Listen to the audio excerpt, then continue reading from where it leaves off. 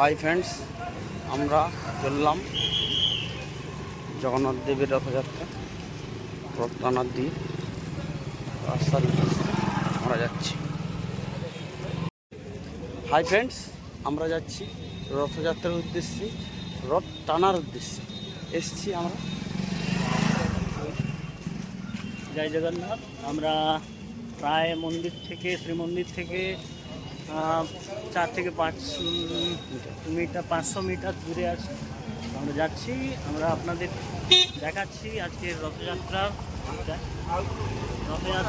ভগবান শ্রী জগন্নাথের, এটা ভগবানের একটা লীলা বললেই চলে। কারণ তিনাকে বলা হয় পতিত পাবন, কারণ তিনি সমস্ত পতিতদের পাবন করেন। তাই যেই ভক্তগণ শ্রীমন্দিরে প্রবেশ করতে পারে না, তাদের জন্য আজকের দিবসটি হলো খুব ভালো মহোৎসব। কারণ যারা ভগবানের বিগ্রহ দর্শন করতে পারে না মন্দিরের ভেতর, তাদের জন্য প্রভু আজ মন্দির থেকে বেরোবেন এবং দর্শন দেবেন। তাই আপনারা থাকুন আমাদের সঙ্গে, আমরা আছি, আপনাদেরকে ভগবানের দর্শন করাবো, রথ দর্শন করাবো। জয় জগন্নাথ।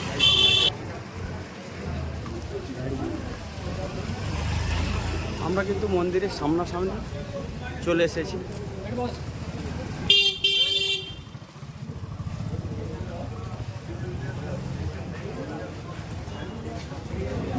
দেখুন মন্দিরে দেখা যাচ্ছে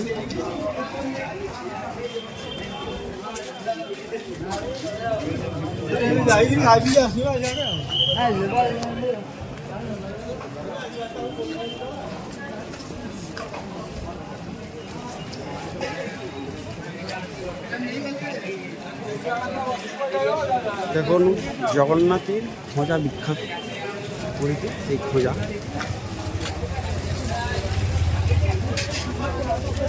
এই দেখুন দেখাচ্ছি। জয় জগন্নাথ। জগন্নাথ মন্দির দেখুন আপনারা। জয় জগন্নাথ।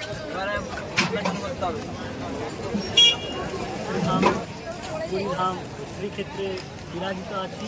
ঠিক আমার পেছনে দেখতে পাবেন ভক্তগণ মন্দির বিরাজিত আছেন। প্রভু আমাদের কিছুক্ষণ পর, আর কিছু সময়ের পর প্রভু সেই মন্দির থেকে রথে আরূঢ় হবেন।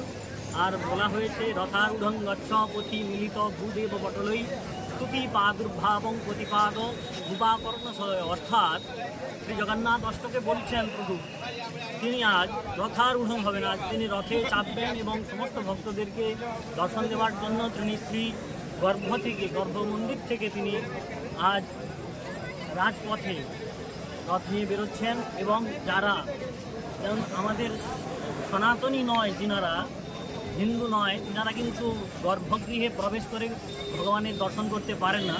তাই সমস্ত ভক্তের মনোবাঞ্ছা পূর্ণ করার জন্য প্রভু আজ শ্রীমন্দির থেকে বহির্গত হয়ে সমস্ত ভক্তদেরকে, যারা ভগবানের কাছে যেতে পারে না, পঙ্গু যারা আছে বা আসতে পারে না গৃহ থেকে, বা বিদেশিনীরা যারা আছেন বিদেশ থেকে আসে, তাদের তো মন্দিরে প্রবেশ হয় না।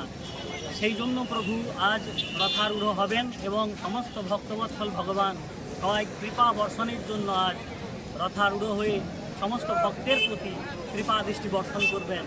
আপনারা আমাদের সঙ্গে থাকুন, আমরা আপনাদেরকে মাঝে মাঝে ভগবানের দর্শনটা দেখাবো, দর্শন করাবো।